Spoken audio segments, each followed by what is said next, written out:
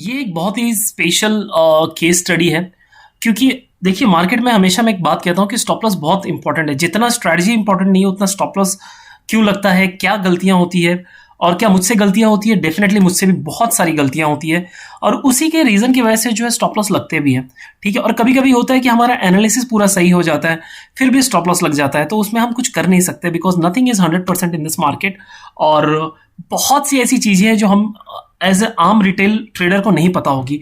देखो मैं इस कोर्स में आप लोगों से ऐसा चीज नहीं है कि अच्छी अच्छी चीजें दिखाकर और आप लोगों को बस फेक ये चीजें दिखा दो, नहीं, गलत चीजें जानना बहुत जरूरी है। ठीक है, कहाँ गलती हुई है वो बहुत जानना जरूरी है। तो ये जो केस स्टडी है मैंने स्पेशली इसलिए डिजाइन किया है, इसलिए बनाया कि हमारे जब कॉल्स में स्टॉप लॉस लगे तो वहां पर क्या मेरी गलतियां थी वो आपको समझ में आनी चाहिए। क्योंकि आप एक किसी के क्या कहते हैं कि प्रॉफिट से ज्यादा या दिए हुए कॉल से ज्यादा तब ज्यादा सीखते हो जब उसकी गलतियां जो है आप ना दोहराओ।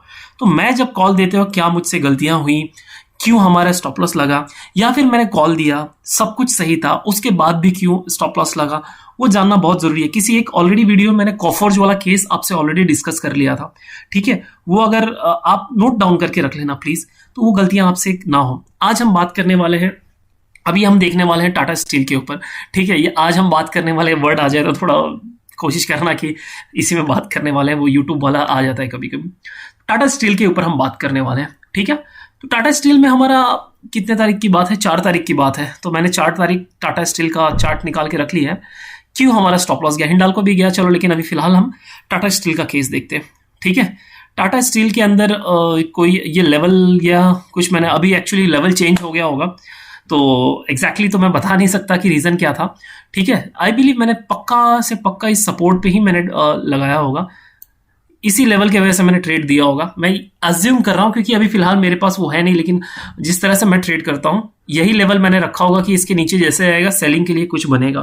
ठीक है, और दूसरी बात ये हो रही थी कि वॉर वॉर वॉर चल रहा था। जैसे वॉर का स्टार्ट हुआ ना, टाटा जो स्टील सेक्टर है बहुत ही भागा है। ठीक है, और oil sector, steel metal sector क्या स्पेशली कहूंगा तो बहुत भागे थे। ठीक है, इसके अंदर तो मैंने ये लेवल मार्क करके रखा था और जैसे मार्केट ओपन हुआ 9:15, ये काफी बड़ा बुलिश कैंडल बनाया, सपोर्ट के ऊपर काफी बुलिश कैंडल बनाया, तो मैंने जो है इसके अंदर एंट्री दिलवा दी थी। अब एक बार एंट्री का लेवल देख लेंगे तो ज्यादा अच्छे से पता चलेगा। टाटा, ये मैंने पहला ही कॉल दिया होगा, प्लीज ये बहुत इंटरेस्टिंग वीडियो होगा, देख लेना। 1316 के आसपास मैंने दिया था एंट्री। कहां पर दिया था, हाँ ये लेवल के आसपास दिया था। ठीक है, ये जो कैंडल का क्लोजिंग हुआ था उसके बाद मैंने लेवल दिया था। लेवल क्या था कि बुलिश कैंडल आया, फिर एक पुल बैक भी आके फिर ऊपर की तरफ निकल रहा था मार्केट। ठीक है, तो इस रीजन से मैंने यहां पर ये दिया और न्यूज के ऊपर बेस्ड भी ये काफी हद तक था कॉल की। मेटल सेक्टर में आग लगी पड़ी थी। ठीक है, अगर आप इसके पीछे जाकर देखोगे तो आप देख सकते हो क्या भागा है मेटल सेक्टर। ठीक है, ऐसा नहीं है कि मैं आपको कुछ ये बता रहा हूँ, ये मेटल बहुत ही भागा हुआ है।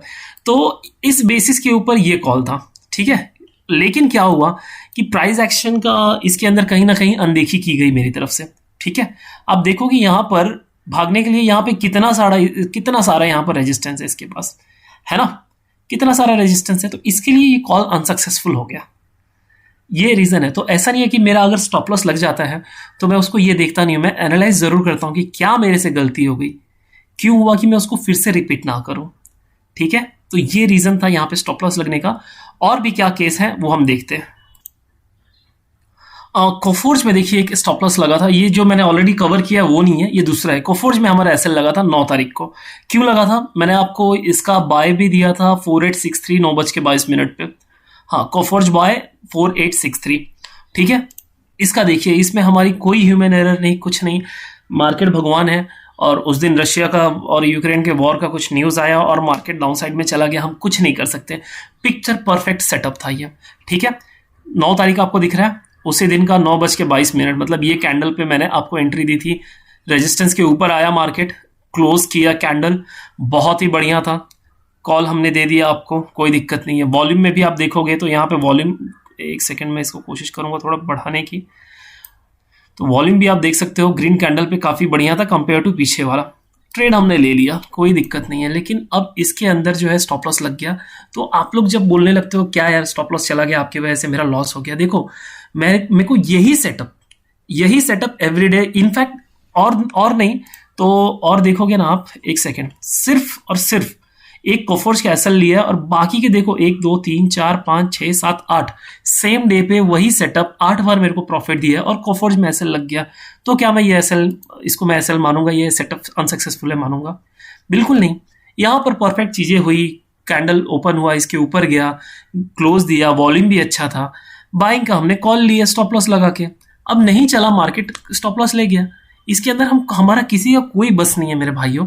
आप लोगों को लगता है कि किसी का स्टॉप लॉस नहीं लगेगा, ये सब फालतू की बातें हैं। कोई भी सेटअप या कोई भी आएगा, आपको नहीं हो ही नहीं सकता। आपके सामने खुद एग्जांपल दे रहा हूं मैं, पिक्चर परफेक्ट सिनेरियो है, स्टिल स्टॉप लॉस लग गया। अब लग गया तो बहुत लोग बैठते हैं कि नहीं अब ये ऊपर जाएगा, लगे ऊपर ये आएगा, नहीं स्टॉप लॉस लग गया, टारगेट आप लेके जा रहे हो, निकलो वहां से, नेक्स्ट ट्रेड में मूव करो आप, ठीक है, 2 स्टॉप लॉस लग गए, बंद कर दो। ओके, तो ये बात का आपको ध्यान रखना है कि कैसे हमारा स्टॉप लॉस लगा। और भी कुछ एग्जांपल्स हम देखते हैं। ये है एचडीएफसी का भी स्टॉप लॉस लगा था। आप देखिए क्या जबरदस्त वो दिन था, ठीक है, काफी अच्छा, सारे कॉल्स चले थे। एचडीएफसी हमारा 2 रुपए का एसएल लेके चला गया था।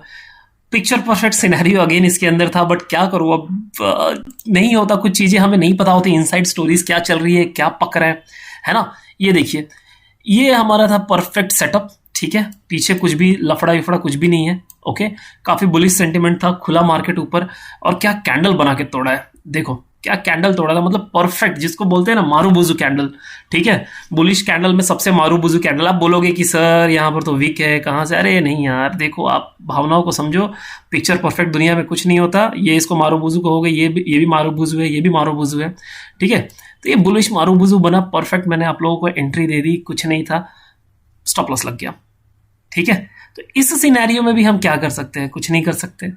अब मेरे को बताओ कि जो मेरे पीछे डंडा लेके आएगा या मुझे बोलेगा यार तेरे को कुछ नहीं आता, तेरे वजह से मेरा स्टॉप लॉस लग गया, वो बात ये नहीं समझेगा कि यही सेटअप ने उसी दिन बाकी देखो क्या परफॉर्मेंस दिया हुआ है, ठीक है, बाकी कॉल्स तो क्या मतलब तगड़े मारे हुए हैं, ठीक है, और सब बुलिश आप देखोगे, ज्यादातर कॉल बुलिश ही है, इसके अंदर मोस्टली बुलिश है, और वहीं पर ये स्टॉप लॉस लग गया। और वो भाई ने अगर ये कॉल ले लिया, इसके लिए मैं हमेशा कहता हूं कि एक कॉल मत लो, आप 2-3 कॉल लो, किसी का भी, आप किसी को भी फॉलो कर रहे हो, है ना।